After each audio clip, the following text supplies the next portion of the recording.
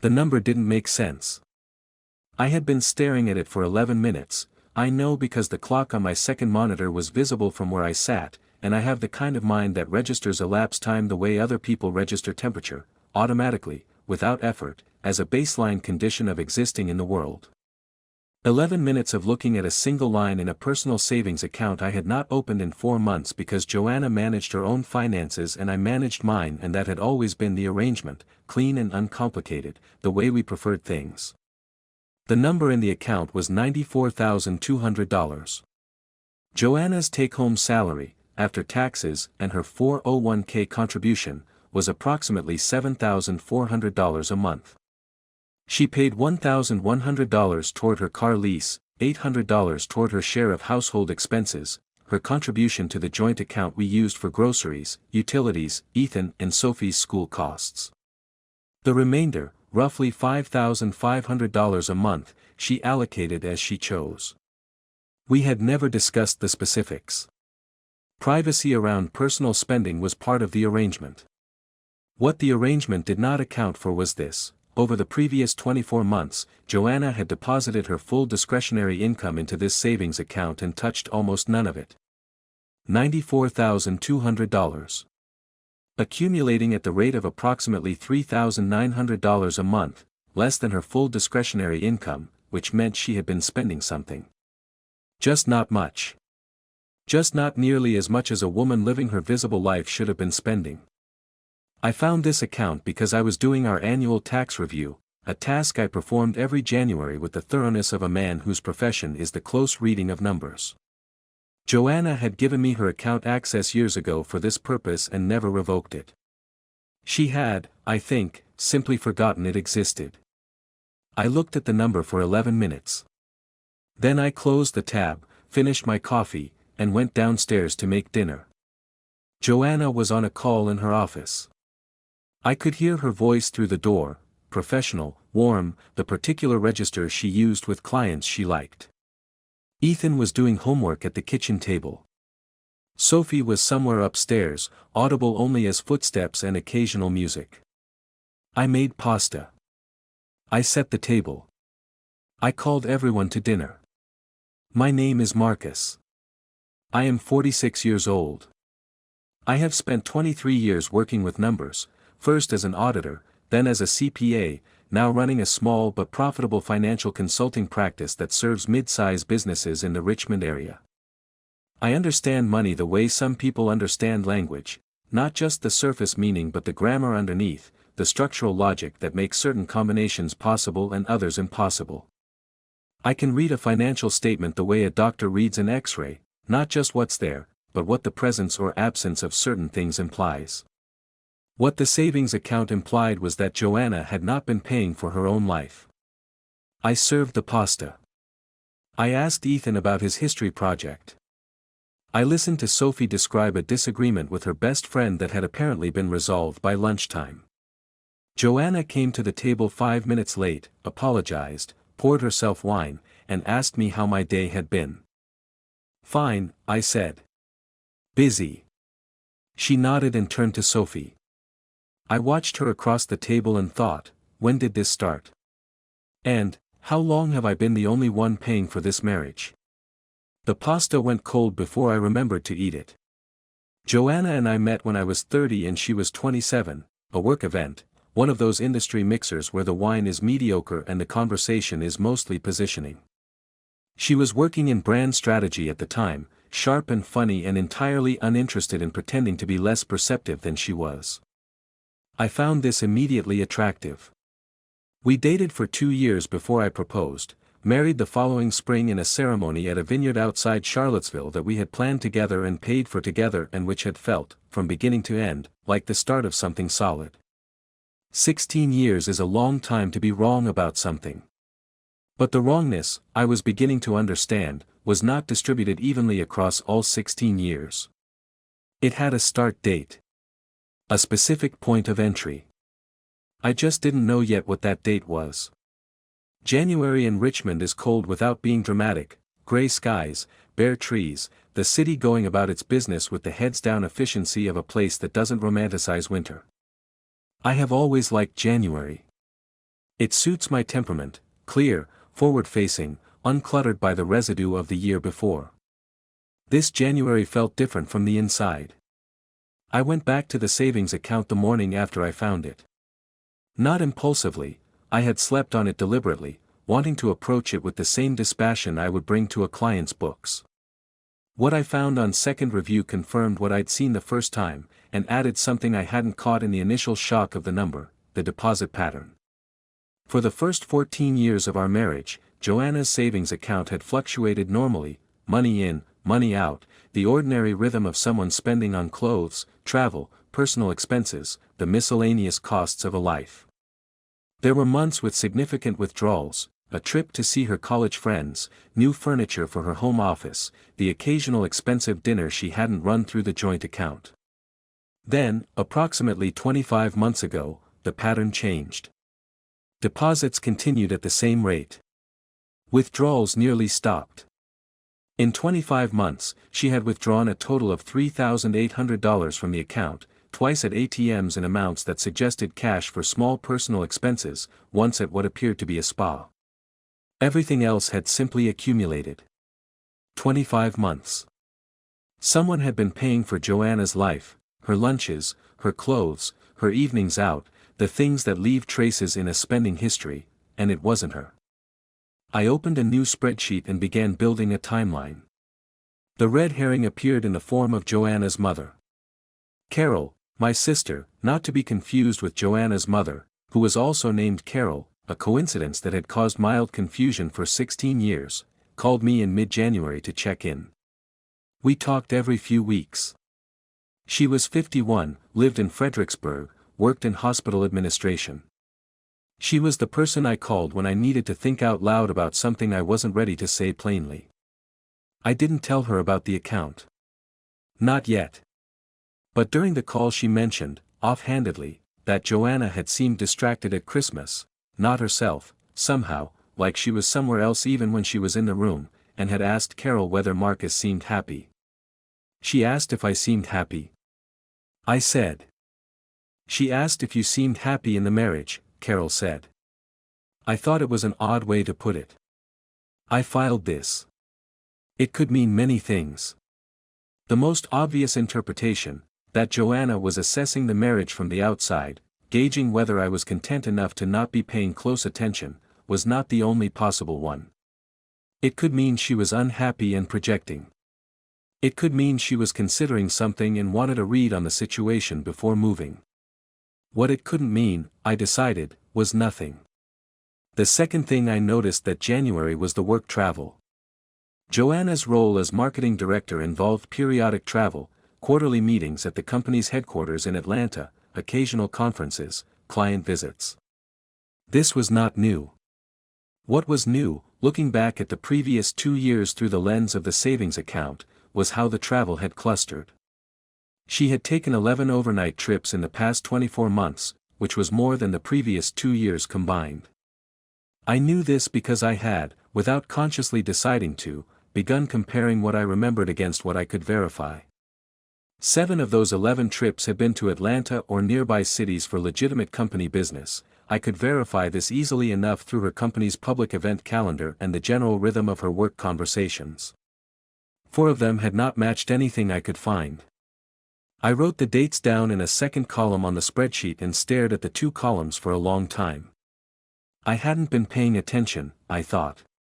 Not because I was naive, but because I had decided, somewhere along the way, that the marriage was stable enough that paying close attention to it would feel like distrust. I had confused comfort with security. They are not the same thing. February arrived and I moved through it with the surface composure of a man who has decided that information is more useful than reaction. This is, I recognize, a particular personality type. Not everyone responds to suspected betrayal by opening spreadsheets and building timelines. Some people confront immediately. Some people collapse. I am the kind of person who goes quiet and starts reading the structure, who needs to understand the full architecture of a thing before deciding what to do about it. This is useful professionally. In a marriage, it meant I was capable of sitting across the dinner table from Joanna for weeks, asking about her day, listening to her talk about a campaign she was managing, and giving no visible indication that I had spent the previous month quietly dismantling the financial fiction she had been living inside. Nate was 29 and had been with my firm for 3 years. He was good with numbers in the instinctive way that some people are, fast, pattern-oriented, slightly impatient with the parts of the work that required verbal rather than numerical precision. I had taken him to lunch in early February to discuss a client presentation, and at the end of the meal, as we were putting on our coats, he said something I hadn't expected. "I saw your wife last week," he said. "At Ardent. With someone." Ardent was a restaurant on East Broad Street, the kind of place that required reservations 3 weeks out and where the tasting menu ran to $200 a person. I had taken Joanna there for our 15th anniversary. "When?" I said. "Thursday evening," he said. "Around 8. I was there with my girlfriend. I almost went over to say hello, but they seemed, I don't know, deep in conversation." He said it without particular weight. He was 29 and had not yet developed the specific social antenna that would eventually tell him when a piece of information lands differently than expected.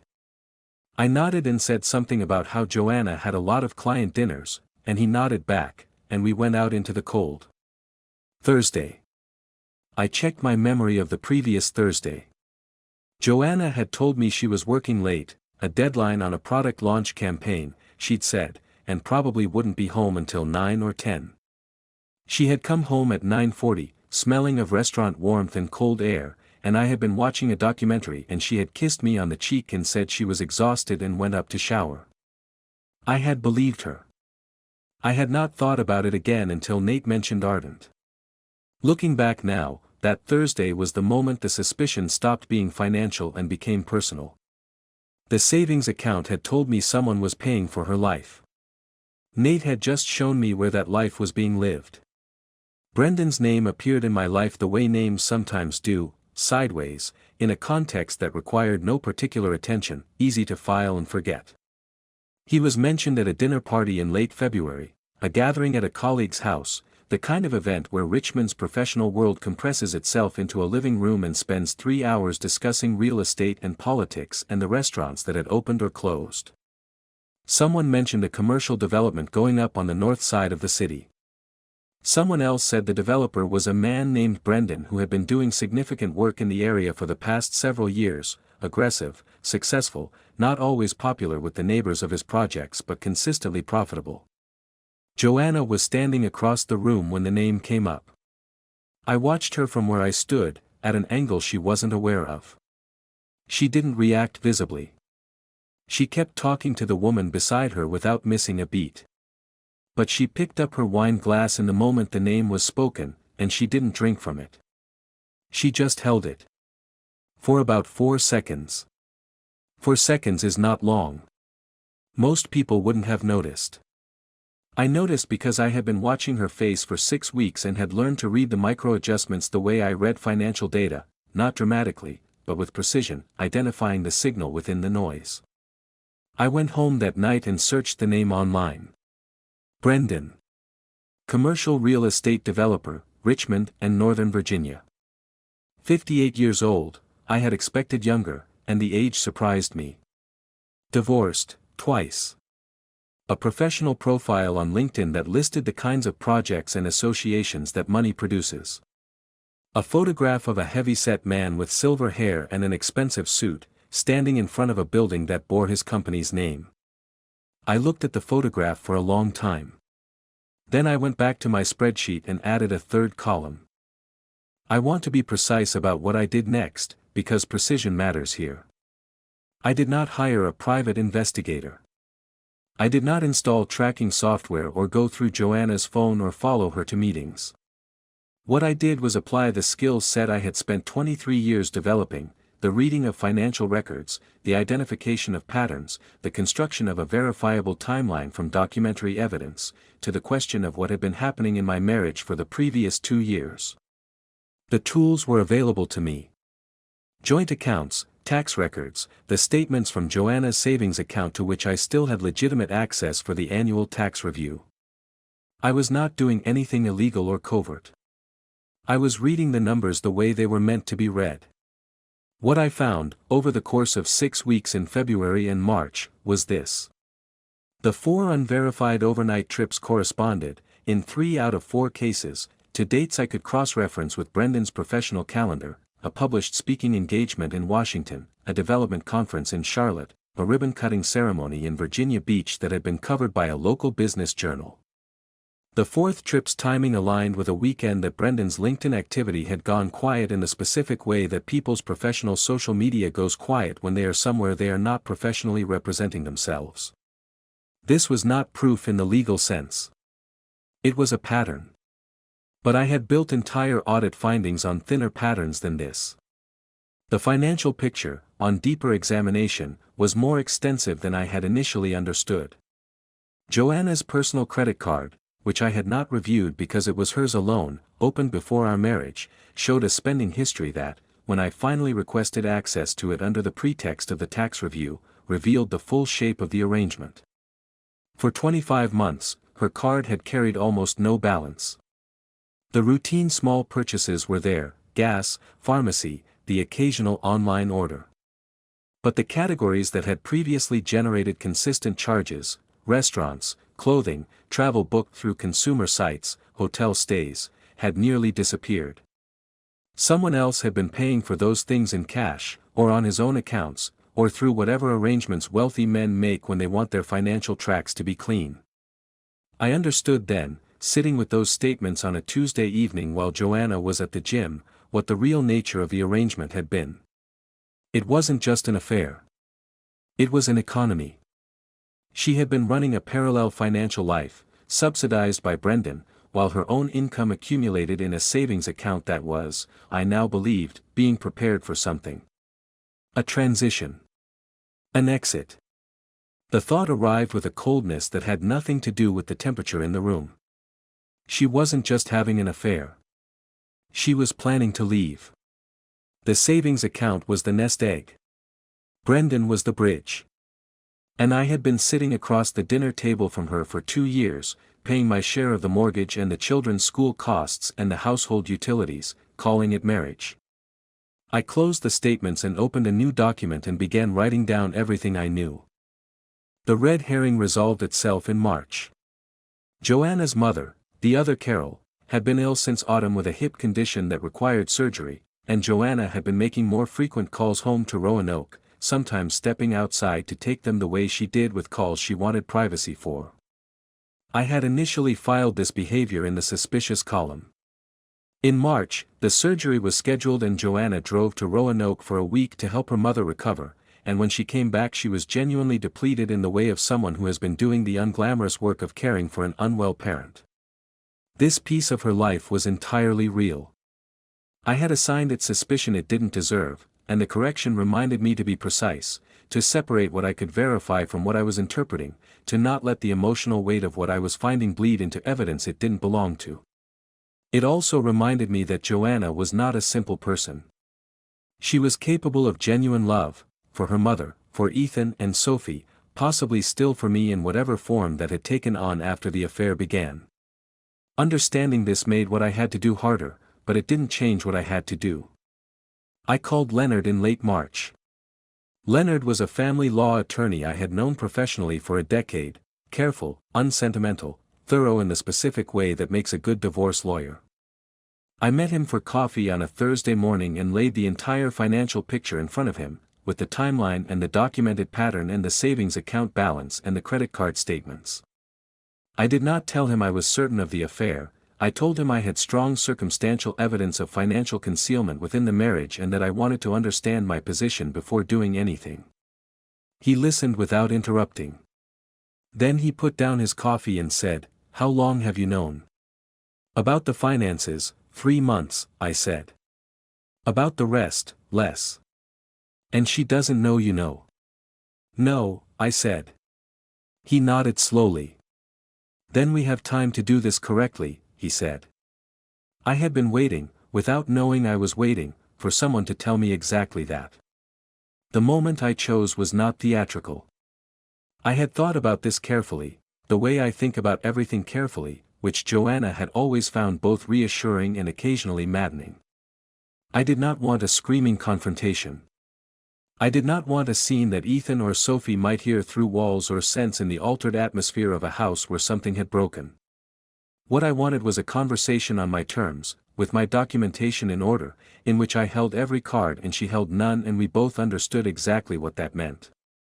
I chose a Saturday morning in April when the children were at a weekend activity, Ethan at a baseball tournament 2 hours away, staying overnight with a friend's family, Sophie at a Saturday art intensive that ran until 4. The house would be quiet and empty and ours until mid-afternoon. I made coffee.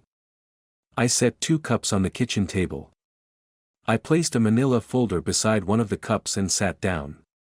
When Joanna came downstairs at 9:15 in her weekend clothes, hair still damp from the shower, she stopped in the kitchen doorway and looked at the table. Then at me. Then at the folder. Something in her face shifted. Not fear exactly, more like the recognition of a moment she had perhaps anticipated and hoped would arrive differently, or later, or not at all. She sat down. "What is this?" she said.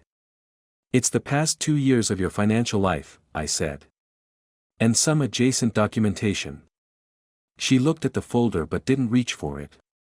"Marcus. I'm not going to do this as an accusation," I said. "I'm going to tell you what I know, and then I'd like you to tell me what I don't. The parts I've had to infer rather than document." I went through it methodically. The savings account. The deposit pattern. The credit card statements. The 4 unverified overnight trips and the 3 I had cross-referenced with Brendan's professional schedule. Nate's observation at Ardent. The dinner party and the 4 seconds with the wine glass. I laid it out the way I would lay out findings for a client, clearly, sequentially, without emotional amplification. The numbers spoke for themselves and I let them. Joanna listened without interrupting. As I talked, she wrapped both hands around her coffee cup and looked at the table, and the color in her face went through 2 changes, first a flush, then a pallor, as though the blood had moved and then retreated. When I finished, the kitchen was very quiet. "How long?" I asked. 26 months, she said. 1 month longer than I had calculated. A month I had missed somewhere in the pattern. "Were you planning to leave?" A pause. "I hadn't decided," she said. I was keeping options open. The savings account was the option. She didn't deny it. "Did you think I wouldn't find it?" I asked. Not with anger, with genuine curiosity, the kind that emerges when you have been reading a financial structure for months and finally get to ask the architect why they built it the way they did. She looked up. "You do the tax review every January," she said. "I forgot you still had access." "You forgot," I said. "I forgot," she said. "Marcus, I'm sorry." "I know that's." "I know you're sorry," I said. "I believe that you're sorry. That's not the question I'm trying to answer today." I opened the folder and turned it to face her. On top was a 1-page summary Leonard had helped me prepare, not a legal document, just a clear statement of the financial picture and what it implied about the allocation of marital assets over the previous 26 months. "I've been to see a lawyer," I said. "I want you to understand the position you're in before you speak to one yourself." She looked at the summary. "Read it. Read it again." "This is everything," she said quietly.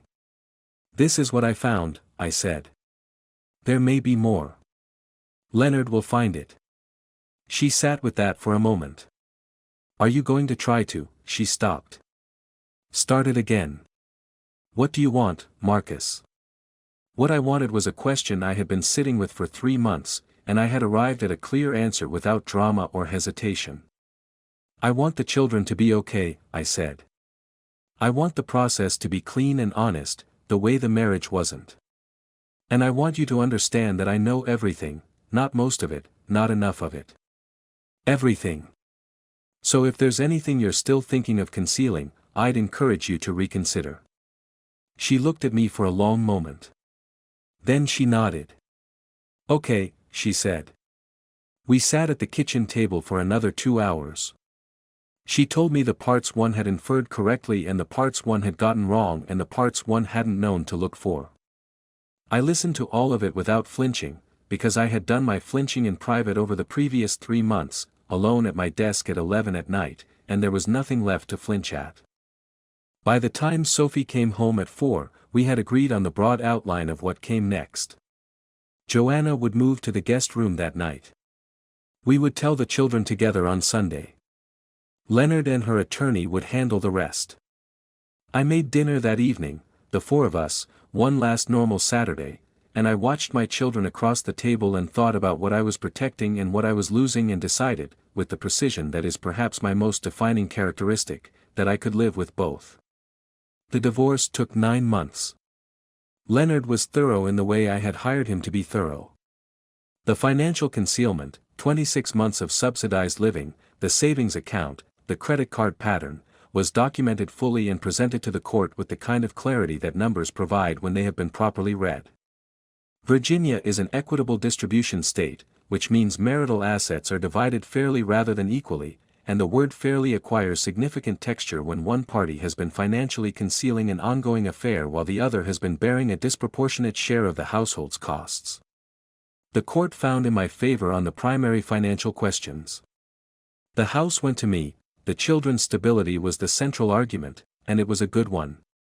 Joanna's accumulated savings were treated as marital assets subject to division, which meant the $94,200 she had been building toward her exit became, in part, the foundation of the settlement she received on her way out.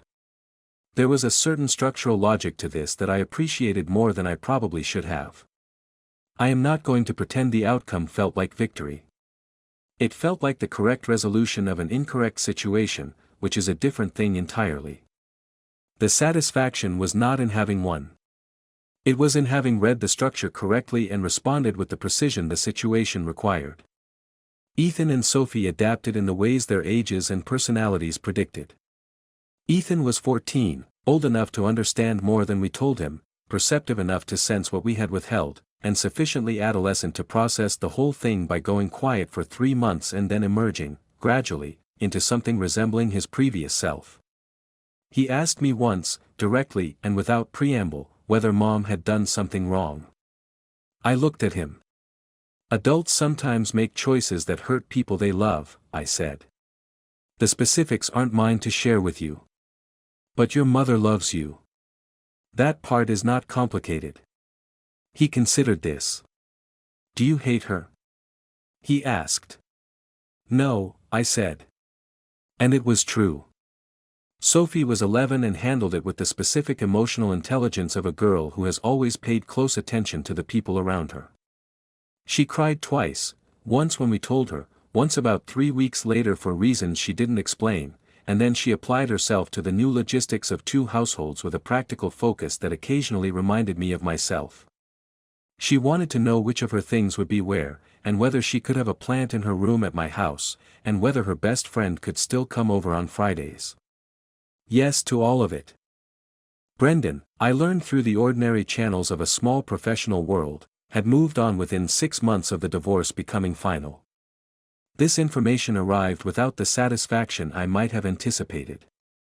He was 58 years old and wealthy and had been through this before, twice, according to public record, and Joanna was not the first woman whose life he had subsidized and would not be the last.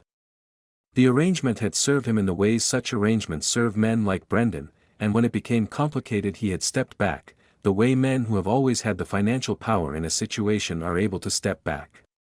Joanna, I was told by a mutual acquaintance who mentioned it without knowing she was telling me anything significant, had not handled the transition easily. I received this information without vindication. She had made choices that had cost her considerably, the financial settlement, the family structure, the specific trust of her children, which had taken longer to repair than the logistics of the divorce. These were consequences, not punishments. The distinction matters. Even now, sitting with it at this distance, I find that what I feel most clearly is not anger but a kind of structural sadness, the recognition that the 16 years were not all fiction. There were real things inside that marriage, 2 children we raised well, a life we built together, years that contained genuine happiness before the arrangement with Brendan began. The affair doesn't retroactively erase those years. It just changes their meaning. The practice had a strong year. Without the particular emotional taxation of a marriage that had been quietly failing, I found that my focus sharpened in ways I hadn't expected. I took on 2 new clients, expanded the team by 1, moved to a larger office space in the spring. Work had always been the most reliable constant of my adult life, and in the year after the divorce it carried more weight than usual and held it without complaint. Carol came to visit in October. She stayed for a long weekend, cooked 2 meals, played board games with Ethan and Sophie with the comfortable authority of an aunt who has always known exactly how to occupy that role. On the last evening, after the children were in bed, we sat in the kitchen with wine and she said, "You seem better than I expected." "I am better than I expected," I said. "When did you know it would be okay?" "I thought about it. Probably when I built the first spreadsheet," I said. She laughed. "Only you." "It helped," I said. "Having something I could read clearly. A structure I understood." She looked at me for a moment. "You know what I think?" she said. "I think you understood it for a long time. You just needed the numbers to confirm it." I didn't say anything. Outside the kitchen window, the October night was clear and cold, the kind of clarity that arrives after a long autumn of ambiguous weather. She was right, probably. I had known something was wrong before I found the account. I had been living inside a discomfort I had not yet named, attributing it to the ordinary friction of a long marriage, the natural distance that accumulates between 2 people who are both busy and both independent and both occasionally guilty of letting maintenance slide. What I had not understood, what the spreadsheet taught me, in its cold and useful way, was that discomfort is data. That the feeling of something slightly wrong is not neurosis or insecurity or the unreasonable demand of a man who expects too much from 16 years. It is the structure trying to tell you something. And the structure, if you read it carefully enough, does not lie. Sophie asked me last spring whether I was lonely. She was 12 by then, and 12-year-olds ask questions that adults spend years learning to stop asking. "Sometimes," I said. "Is that okay?" I thought about it honestly. "It's okay," I said. "Lonely and unhappy aren't the same thing." She considered this with the seriousness she brings to most things. "I'm going to remember that," she said. The house was quiet. The March light came through the kitchen window at the angle it did every spring, different from the January angle, warmer and less certain. I poured myself coffee and thought about the number $94,200 and the 11 minutes I had spent staring at it, and about everything that had followed from those 11 minutes, and decided that paying attention, to numbers, to silences, to 4-second pauses with wine glasses at dinner parties, is not paranoia. It is the minimum obligation of a person who wants to live inside reality rather than the comfortable version of it. I paid for the marriage. I called it love. The difference between those 2 things is what I carry forward. What this story reveals, at its core, is not a story about infidelity. It's a story about the economics of self-deception, and the specific vulnerability of people who trust by default because they have never been given a concrete reason not to. Marcus is a man whose professional life is built on the principle that numbers don't lie. What the 26 months of financial concealment exposed was not just Joanna's affair, but a gap in how he had been applying that principle. He trusted his marriage the way he did not trust a balance sheet, without verification, without the healthy skepticism that his training had taught him to bring to everything else. The savings account didn't reveal Joanna's betrayal so much as it revealed the assumption Marcus had been living inside, that the marriage was sound because nothing had yet told him otherwise. This is worth sitting with, because it describes something broader than one marriage. We extend trust in inverse proportion to how much we feel we have at stake. The more we love something, the less willing we are to subject it to scrutiny, because scrutiny risks discovering something that destroys the thing we're trying to protect. Marcus had known something was wrong before he opened the account. The discomfort had been there. He had attributed it to the friction of a busy dual-career household because the alternative attribution, that his wife was living a parallel life, subsidized by another man, preparing an exit, cost too much to consider before the numbers forced the consideration. The financial dimension of this story is what distinguishes it from a conventional betrayal narrative, and it deserves its own analysis. Brendan did not just give Joanna an affair. He gave her an economy, a parallel financial reality in which her own income was freed from daily expenditure and could be redirected toward independence. The savings account was not accumulating because Joanna was disciplined. It was accumulating because she was no longer paying for her own life. She was, in the most literal sense, being funded for a transition that Marcus had not been told was coming. This financial structure was more premeditated than most affairs. It required sustained decision-making over 26 months. Every day that Joanna chose not to spend her own money on a dinner, a trip, a piece of clothing, was a day she was choosing to let Brendan pay for it instead. That accumulation of choices, quiet, invisible, conducted entirely within the private sphere of her own accounts, represents a sustained deception that operated at a level most people don't associate with infidelity. Affairs are usually understood as emotional or physical betrayals. This one was also economic, and the economic dimension was arguably more deliberate, because it required the constant, conscious management of a financial fiction. The point of no return, in this story, was not the affair itself. It was the savings account. By the time Marcus found that number, Joanna had already, in the most concrete financial terms, built the infrastructure of a life without him. The question was not whether the marriage could survive the betrayal. It was whether Marcus was willing to remain in a marriage that the other party had already, financially, begun to leave. He was not. And in this case, that decision was not about pride or inability to forgive. It was about structure. A man who can read a financial statement understands when the underlying asset has already been removed. What stays with me about this story is something almost mundane, a number on a screen, and 11 minutes of silence. That's where it started. Not with a caught message or a confrontation or a dramatic revelation. Just a man who understood numbers, looking at one that didn't fit, and choosing, after 11 minutes, to keep looking. Most of us, I think, would have found a reason to close the tab. To decide it meant something else. To call it a coincidence or a windfall or a sign of unexpected financial discipline and move on. Because the alternative, sitting with what the number actually implied, was too costly to begin. Marcus didn't close the tab. And the quiet discipline of that decision, more than anything else in the story, is what I find worth remembering. Not the revenge, not the courtroom, not the outcome. Just a person who chose to see clearly when seeing was the hardest possible thing.